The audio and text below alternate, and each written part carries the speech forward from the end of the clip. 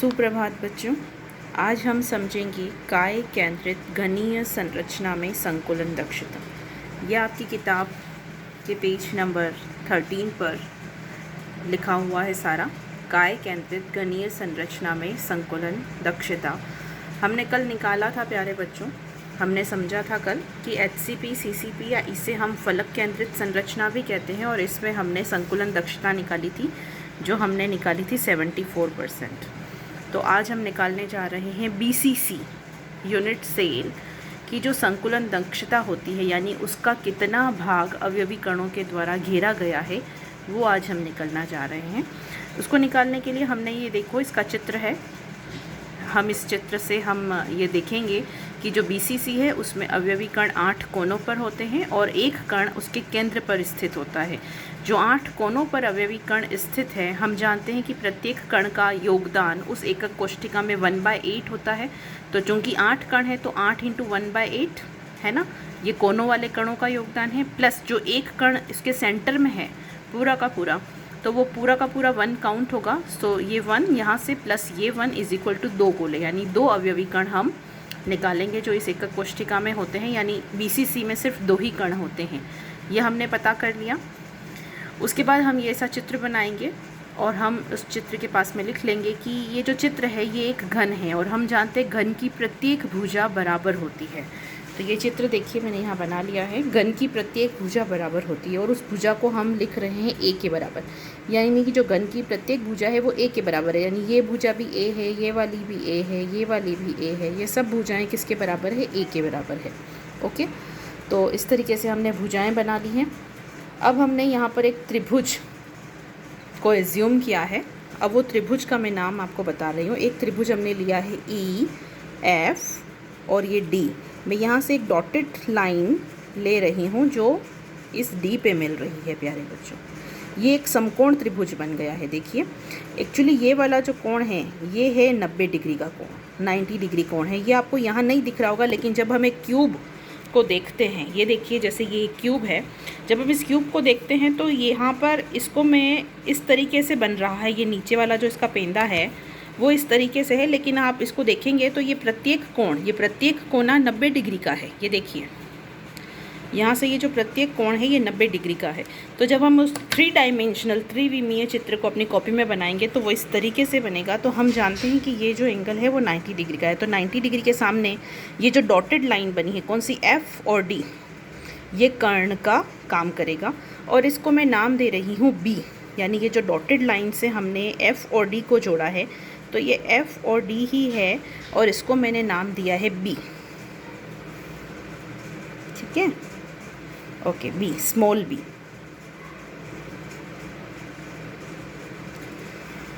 एक dotted line इस गोले के केंद्र से इसकी परिधि तक, फिर दूसरे गोले की परिधि से उसके केंद्र, फिर उसके केंद्र से उसकी परिधि, और वापस इस वाले गोले की परिधि से इसके केंद्र तक को मिलाते हुए मैंने एक रेखा खींची है, डॉटेड लाइन खींची है। इसको मैं नाम दे रही हूँ स्मॉल c, है ना। चलिए, तो अभी हम बात कर रहे हैं त्रिभुज EF और D की। इस त्रिभुज पे मैंने पाइथागोरस प्रमेय लगाया है। हम जानते हैं बच्चों, पाइथागोरस प्रमेय होता है कर्ण स्क्वायर बराबर आधार स्क्वायर प्लस लंब स्क्वायर। तो कर्ण क्या है यहाँ पर? ये FD कर्ण है, तो कर्ण स्क्वायर FD स्क्वायर। इसका आधार क्या है? इस त्रिभुज का है EF, इसका आधार है, और E और D लंब है। तो EF square plus ED square. FD को हमने नाम दिया था अभी डॉटेड लाइन खींच के B, सो मैंने FD की जगह पर लिखा है B स्क्वायर बराबर EF, और ED क्या है? A होगा। हमने अभी बताया घन की सारी भुजाएं बराबर हैं और जिसकी लंबाई है A, तो EF = A square and ED is also A, so A square. तो B स्क्वायर बराबर हो गया A square plus A square, 2A square, ये 2A स्क्वायर। तो B बराबर क्या हो जाएगा? इस 2 के ऊपर आ जाएगा रूट और इसका स्क्वायर हट जाएगा, तो आ जाएगा B बराबर √2A। इस समीकरण को हमने नाम दिया है 1। अब हमने एक दूसरा त्रिभुज लिया है, उस त्रिभुज का नाम है AF और ये D। ये देखिए AF और इस D, इस त्रिभुज की हम बात कर रहे हैं। आप ध्यान से समझिएगा। त्रिभुज एफ एंड डी। ये एक समकोण त्रिभुज है। इस समकोण त्रिभुज में ये वाला जो कोण है, ये वाला कोण 90 डिग्री का कोण है, ये वाला। तो इस 90 डिग्री के सामने वाली भुजा जो है कौन सी, एफ ए, ये है कर्ण। तो इस पे हम पाइथागोरस प्रमेय लगाएंगे। तो A F square is equal to A D square plus F D का स्क्वायर हमने रखा। देखिए त्रिभुज ए एफ डी में A F square is equal to F D square plus A D square. A F क्या है बच्चों, सी। ये ए एफ क्या है, सी के बराबर। तो ए एफ का स्क्वायर यानी सी का स्क्वायर लिख सकती हूँ। तो मैंने लिखा सी स्क्वायर, एफ डी क्या था, बी। हम पहले ही देख चुके हैं एफ और डी किसके बराबर है, बी के बराबर। तो मैंने सिर्फ बी स्क्वायर लिखा प्लस ए डी स्क्वायर, ये रहा ए डी स्क्वायर। ठीक है, तो सी स्क्वायर बराबर हो जाएगा बी स्क्वायर। बी स्क्वायर की वैल्यू हम पहले ही यहाँ ऊपर निकाल चुके, समीकरण 1 में हमने बी की वैल्यू निकाल ली है। तो बी की वैल्यू रखी और इसका स्क्वायर कर लिया प्लस ए स्क्वायर। तो √2 ए का स्क्वायर क्या हो जाएगा, √2 इंटू √2, √2 इंटू √2 गुणा होगा तो क्या बन जाएगा 2, और a इंटू ए गुणा होगा तो a square plus A square. 2a square plus A square हो गया किसके बराबर, 3a स्क्वायर। तो हमें मिल गया है c स्क्वायर बराबर 3a स्क्वायर। तो c बराबर किसके हो जाएगा, √3a। अब हम चित्र से देख रहे हैं कि c की वैल्यू किसके बराबर है, ये रहा c। देखिए बराबर, इस गोले के केंद्र से इसकी परिधि तक की दूरी किसके बराबर होगी, हम जानते हैं परिधि से केंद्र की दूरी त्रिज्या के बराबर होती है r। इसकी परिधि से इसके केंद्र की दूरी ये भी r, इस केंद्र से इस परिधि की दूरी ये भी क्या हो जाएगी r, और इस परिधि से इस गोले के केंद्र की दूरी भी किसके बराबर है r। तो यानी ये जो c है एफ ए, ये जो c है ये किसके बराबर है, r r r। कितने r है, 4r। तो ये हमें जो c है गोले चित्र से पता चल रहा है कि c किसके बराबर है, 4r। ये मैंने लिख करके इसको समीकरण 3 दे दिया। अब c बराबर 4r भी होता है और c बराबर √3a भी है। तो क्यों ना इस वाले c की जगह मैं ये 4r रखूं। तो मैंने ऐसे ही क्या, समीकरण 3 से c का मान समीकरण 2 में रखा। तो हमें मिला 4r is equal to √3a। तो a बराबर, यहाँ से a बाहर निकाला तो √3 इसके नीचे चला जाएगा, तो आ गया 4r अपॉन √3। तो अब हम बात कर रहे हैं a की वैल्यू हमने निकाल के रख ली अपने पास। अब हम इस पूरी एकक कोष्ठिका का आयतन निकाल रहे हैं। इस पूरी खाली एकक कोष्ठिका का आयतन देखिए हमने कैसे निकाला। तो एकक कोष्ठिका का कुल आयतन होता है a क्यूब। हम जानते हैं एक घन का कुल आयतन उसकी भुजा के क्यूब के बराबर होता है। चूँकि ये एक एकक कोष्ठिका एक घनीय एकक कोष्ठिका है और इसकी प्रत्येक किनारे की लंबाई है a, तो इसीलिए इसका कुल आयतन इस a की घात 3 के बराबर होगा, a की घात 3 के बराबर। और a की वैल्यू हम निकाल चुके हैं 4r अपॉन √3। तो इस a की जगह पे मैं इस समीकरण 4 से a का मान रख रही हूँ।